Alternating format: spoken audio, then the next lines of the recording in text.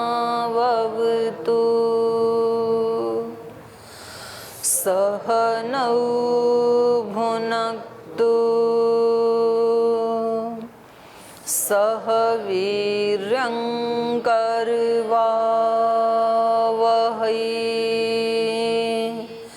तेजस्विनावधीतमस्तु मा विद्विषावहै।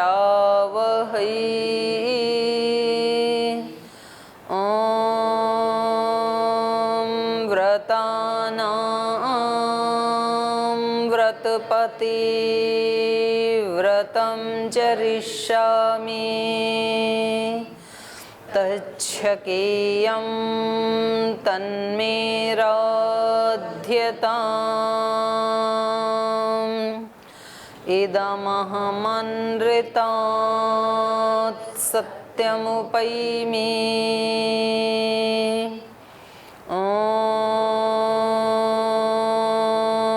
शांति शांति शांति।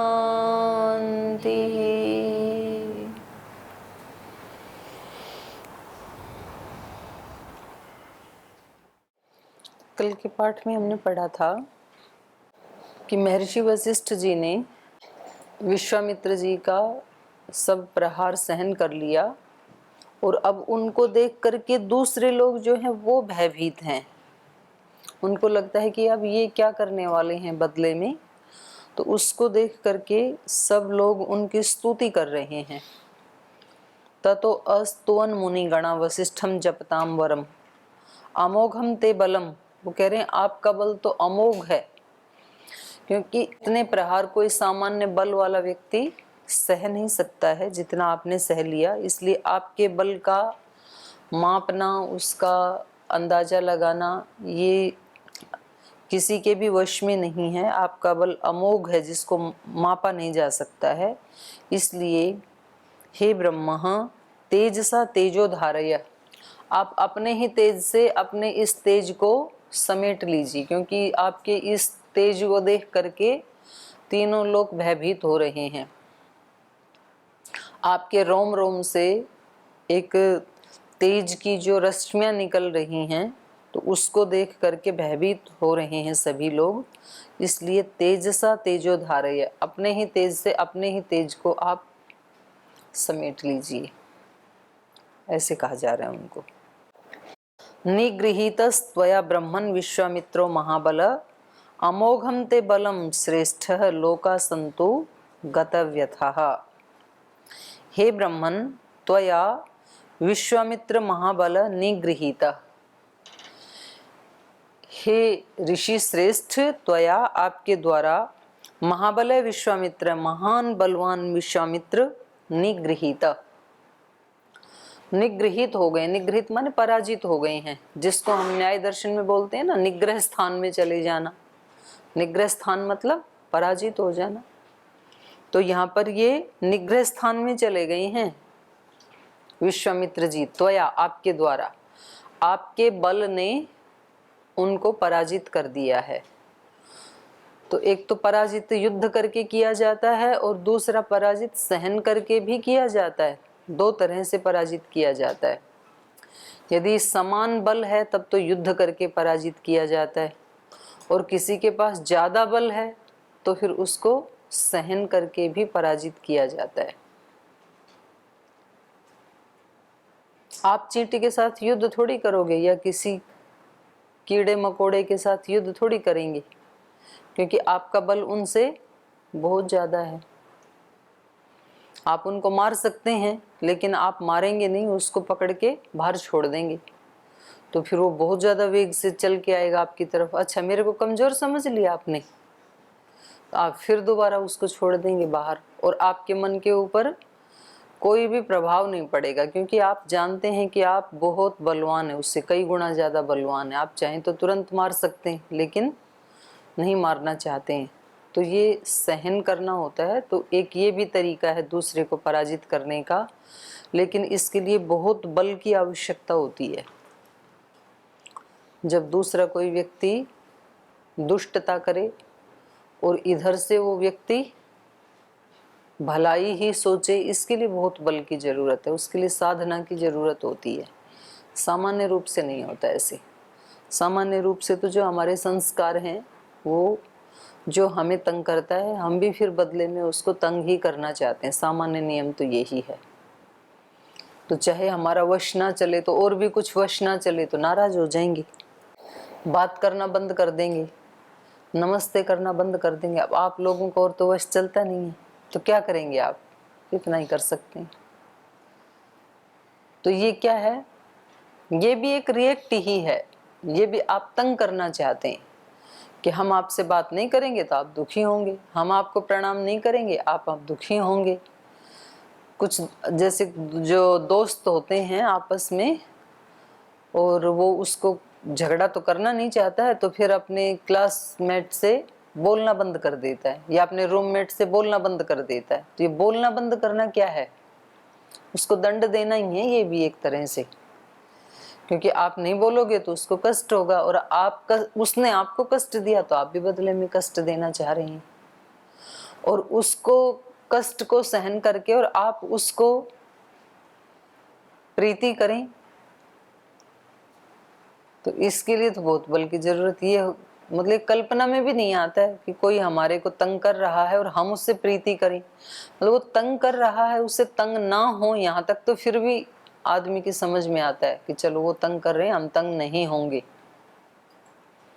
यहाँ इतनी हिम्मत तो फिर भी कर लेगा व्यक्ति, पर उसके लिए कोई अच्छी बात सोच ले, ये तो बड़ा हिम्मत का काम है।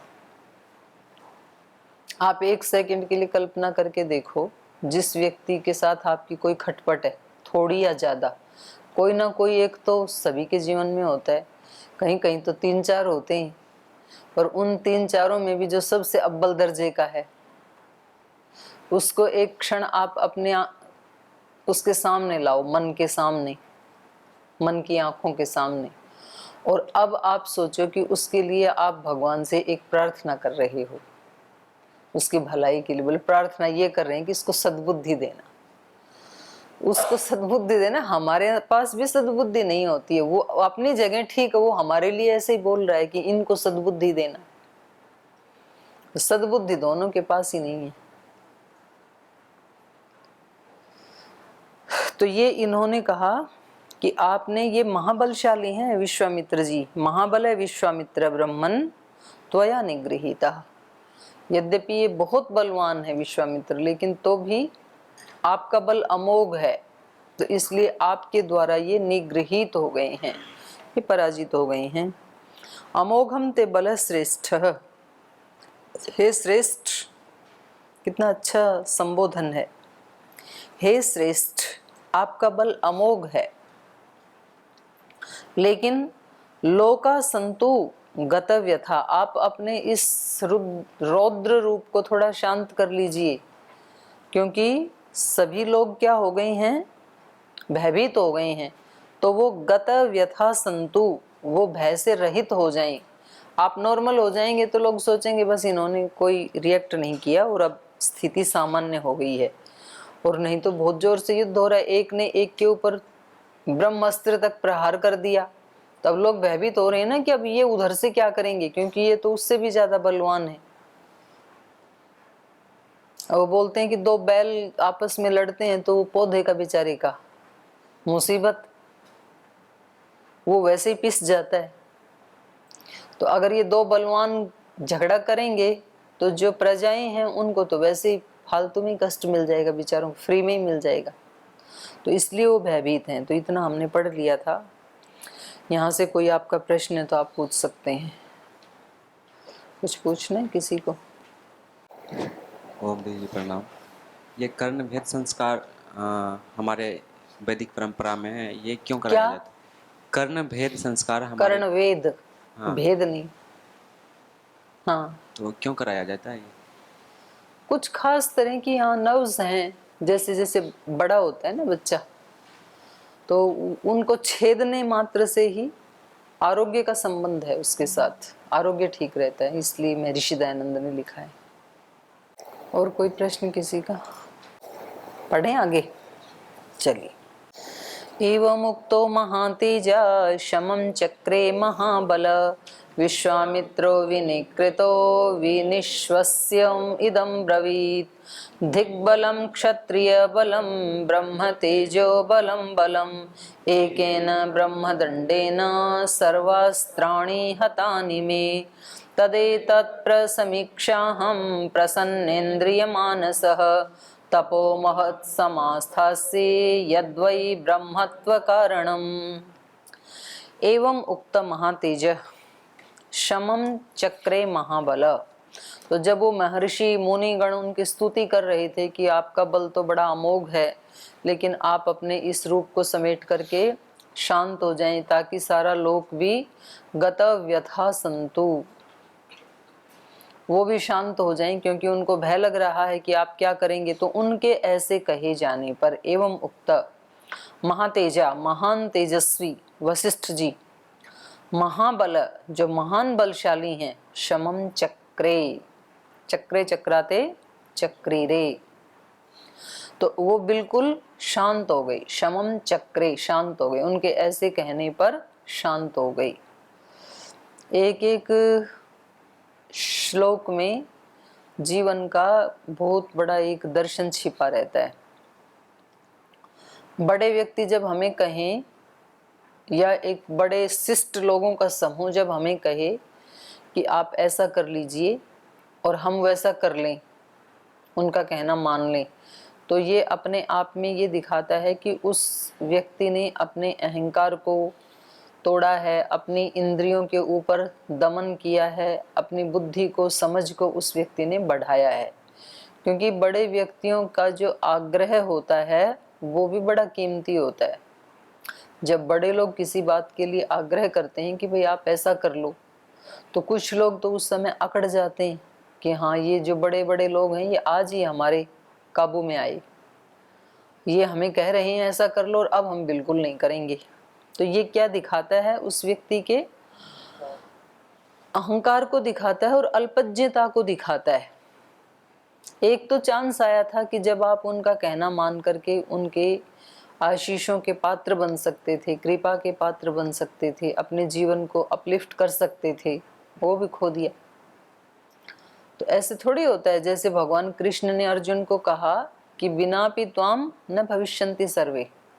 अर्जुन अकड़ रहा था ना कि अब ये मेरे से विनती कर रहे हैं कि आप युद्ध करो, मेरे जैसा योद्धा इनको मिलेगा नहीं, तो थोड़ा सा और करने दो इनको, क्योंकि ये गुरु हैं, तो थोड़ी सी और करेंगे तब मैं करूँगा।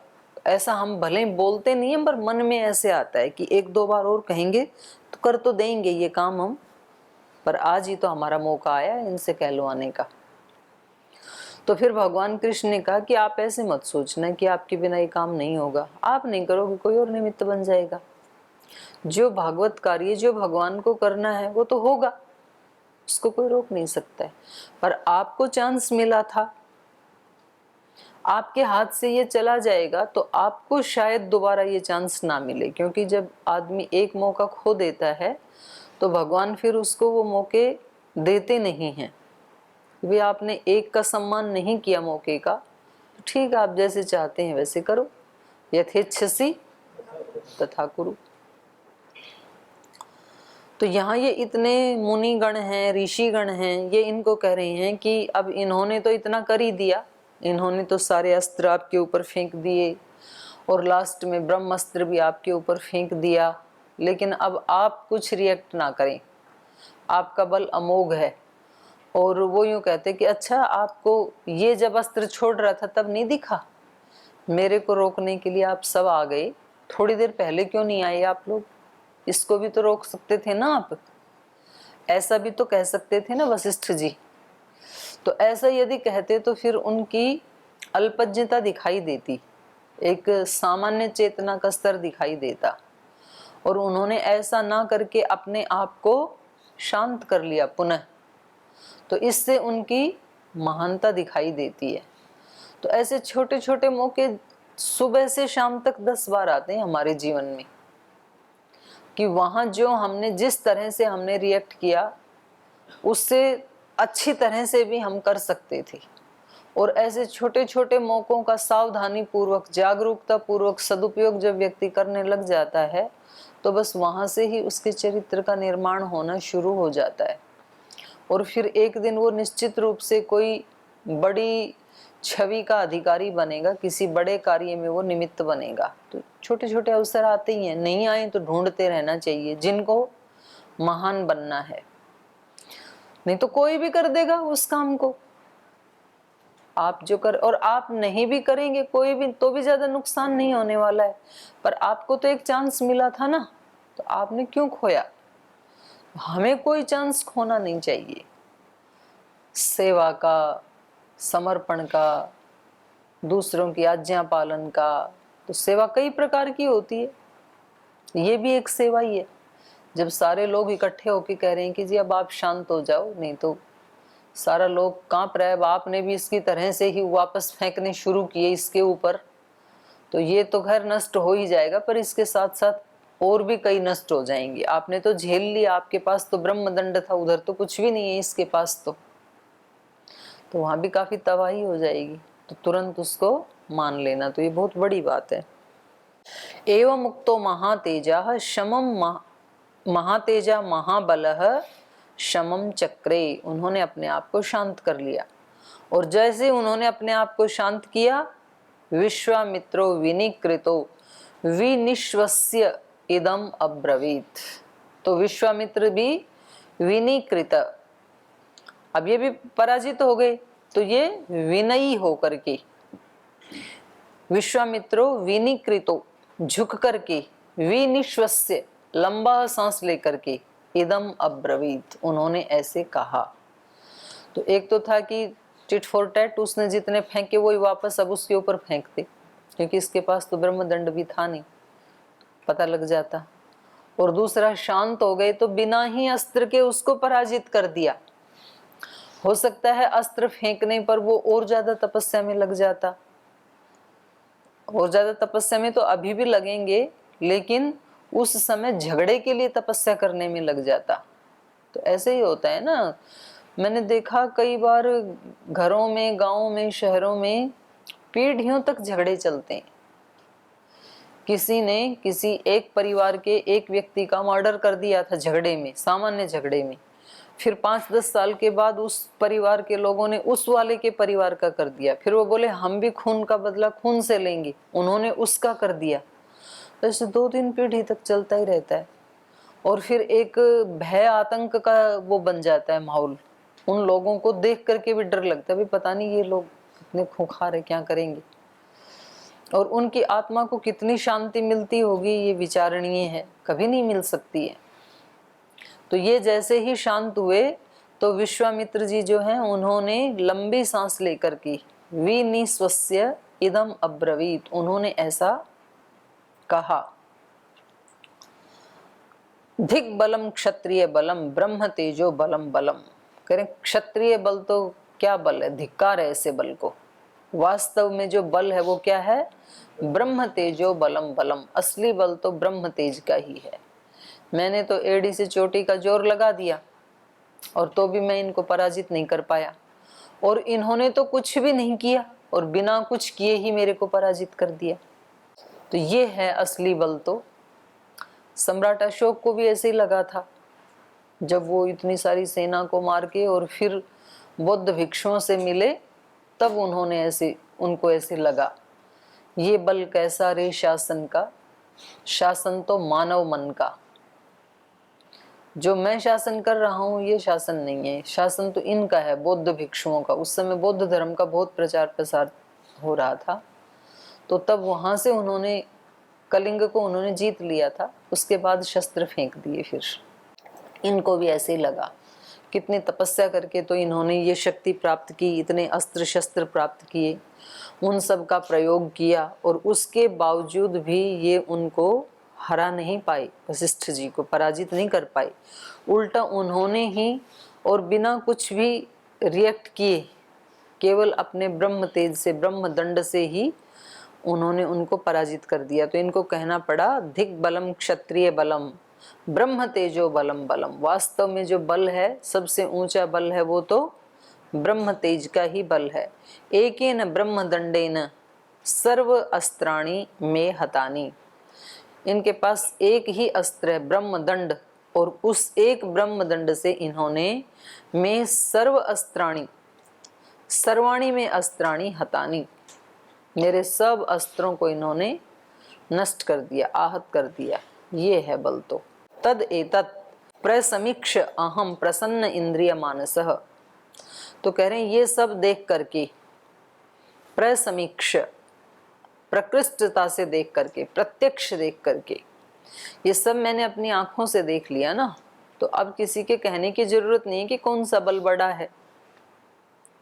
जिन लोगों ने ये अपनी आंखों से देख लिया कि हमें योग करने से इतना लाभ हुआ और दूसरी दवाएं खाने से इतनी हानि हुई, अब उन लोगों को कौन मतलब बहका सकता है। प्रत्यक्ष तो सबसे बड़ी चीज होती है ना। तो अब उनके सामने कोई कितने भी प्रमाण दे, नहीं ये अच्छा नहीं, ये अच्छा है, ये अच्छा नहीं, ये अच्छा है, वो किसी की नहीं मानेंगे। वो कहेंगे हमारा अपना अनुभव है, हमने देखा कि 2-2 घंटे योग करने से क्या होता है, हमें कौन बहका सकता है। बोले आपको स्वामी जी बहका रहे हैं, कुछ नहीं होता है ऐसे, श्वास छोड़ने से और लेने से कुछ नहीं होता है, ये बहका रहे हैं ऐसे आप। वो कह रहे हैं हमें कोई नहीं बहका रहा है, हमें हमारा शरीर बता रहा है, हमारी अपनी अनुभूति है, क्या हो सकता है, और हम इसको कभी नहीं छोड़ सकते। तो ये कह रहे हैं तद एतत् प्रसमीक्ष अहम, इसको मैं प्रत्यक्ष देख करके, और प्रसन्न इंद्रिय मानसः, मेरा मन और मेरा इंद्रिय बहुत प्रसन्न है इसको देख करके। तो ये बल कितना ऊंचा है, जो खुद को भी शांत करे और अपने शत्रु को भी शांत कर दे। ये तो बड़ा उत्कृष्ट कोटि का बल है। वशिष्ठ जी खुद भी शांत हो गई, और ये जो इतना जला भुना बैठा था विश्वामित्र, अपना पूरा जोर लगा चुका था, वो भी कह रहा है प्रसन्न इंद्रिय मानस, मन भी प्रसन्न हो गया, इंद्रिय भी प्रसन्न, उसको भी शांत कर दिया। तो इससे क्या पता लग रहा है, शांति से ही शांति दी जा सकती है, और अशांति से अशांति ही दी जा सकती है। जो अपने पास है वो ही दिया जा सकता है दूसरे को। तो इसलिए आचार्य जी तो कई बार बोलते ही हैं ऐसे कि दिखने की जरूरत नहीं है, वैसा बनने की कोशिश करनी चाहिए। 2 तरह की कोशिश होती है ना व्यक्ति की, एक तो है नहीं पर वैसा दिखना चाहते हैं, हर व्यक्ति दिखना चाहता है, और एक व्यक्ति कहता है कि दिखें भले ही नहीं, दिखने में चाहे बुरे ही दिखें पर अच्छा बनने की कोशिश करें, तो वो व्यक्ति फिर अंदर से बड़ा संतुष्ट रहता है। तो ये असली बल ये है। तो ये कह रहे हैं कि प्रसन्न इंद्रिय मानसः प्रसमीक्ष अहम तपो महत् समास्थास्ये। अब मैं भी महान तप के लिए समास्थास्ये, यहाँ से मैं जाऊंगा तप करने के लिए। यद्वै ब्रह्मत्व कारणम, और अब की बार वो तप करूंगा जो ब्रह्मत्व का कारण है, माने मुझे ब्रह्मत्व जिससे प्राप्त हो, वशिष्ठ जी की जैसी स्थिति प्राप्त हो, उसको प्राप्त करने के लिए अब की बार मैं तप करूंगा। तो ऐसे ही होता है, लोक में भी ऐसे होता है। कई बार कोई बहुत धनवान व्यक्ति होता है, बहुत बलवान व्यक्ति होता है, बहुत ख्याति प्राप्त व्यक्ति होता है, या बहुत क्रूर भी हो सकता है, और उसकी भेंट किसी ऐसे सिद्ध योगी महात्मा से हो जाए, किसी ऐसे ब्रह्मनिष्ठ से, किसी ऐसे तत्ववेत्ता से हो जाए, तो फिर वो एक झटके में ही तो सब छोड़ देता है, एक क्षण ही लगता है। फिर बात तो बस इतनी है कि कोई एक बार ऐसा दिखे तो फिर तो व्यक्ति तुरंत डिसीजन ले लेता। महात्मा बुद्ध को कितनी देर लगी, उन्होंने रोगी को देखा, वृद्ध को देखा, लास्ट में एक सन्यासी को देखा, एक योगी को देखा। योगी को देखते ही सारा राज्य उसको तुच्छ दिखने लगा और एक झटके में उसने सब छोड़ दिया और फिर कभी वापस आई नहीं। ऐसे ही अंगुलीमाल के पास बहुत क्रूरता का बल था और उन्होंने एक बार महात्मा बुद्ध को देखा अपने सामने और एक ही दृष्टि में सारी क्रूरता छूट गई उनकी। तो जो बलवान होगा वो अपना प्रभाव डालेगा, ये नियम है। यदि क्रूरता बलवान है तो वो अच्छाई को दबा देगी, और अच्छाई यदि बलवान है तो वो क्रूरता को दबा देगी। हमारे चित्त में भी ऐसे ही चलता है। हमारे चित्त में यदि शांति की मात्रा अधिक है, प्रधानता है, हमने योग आदि करके, ध्यान आदि, उपासना आदि, सेवा, बहुत सारे तरीके हैं उसको बढ़ाने के लिए, श्रद्धा, समर्पण, उन सब को अपना करके यदि अपनी उस सात्विक शक्ति को, पवित्र शक्ति को बढ़ा लिया, तब हमारी आसुरी शक्तियां दबी रहेंगी, फिर वो सिर नहीं उठाएंगी। और यदि हमने उनको बढ़ा लिया, छोटी छोटी भूलें करके, छोटी छोटी त्रुटि करके, तो छोटी छोटी भूलें करके ही फिर व्यक्ति चिड़चिड़ा हो जाता है, शक्तिहीन हो जाता है, फिर झुंझलाता है, फिर प्रमाद भी करता है, फिर आलस्य भी करता है, फिर बहाने भी लगाता है, और उसकी अपनी ये जो शक्ति है ये फिर बढ़ती चली जाती है। तो फिर उसमें जो थोड़ी बहुत अच्छी शक्ति है वो दब जाती है। तो ये निरंतर ये देवासुर संग्राम चलता ही रहता है।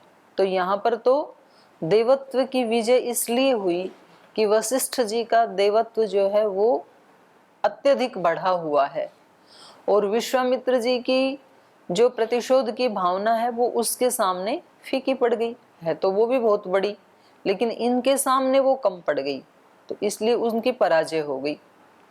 और इन्होंने भी ये स्वीकार किया कि अब मैं इसी ब्रह्मत्व को प्राप्त करने के लिए, इसी ब्राह्मणत्व को प्राप्त करने के लिए तपस्या करूंगा, क्योंकि मैंने प्रत्यक्ष अपनी आंखों से देखा कि ये क्षत्रिय बल कोई बल नहीं है। असली बल तो ब्रह्मत्व का बल है, योग बल ही है, ब्रह्म तेज का बल ही सबसे बड़ा बल है। ब्रह्म तेजो बलम बलम। तो ये षट्पंचाश सर्ग यहाँ समाप्त हुआ। सप्तपंचाश सर्ग में अब विश्वामित्र जी ये ब्राह्मणत्व को प्राप्त करने के लिए तपस्या करने जा रहे हैं, और राजा त्रिशंकु ये इन्हीं के कुल में पैदा हुआ, इक्ष्वाकु वंश में ही। तो अपना यज्ञ कराने के लिए वो वशिष्ठ जी से प्रार्थना करते हैं, और इनके इनकार कर देने पर फिर उनके पुत्रों की शरण में जाना चाहते हैं।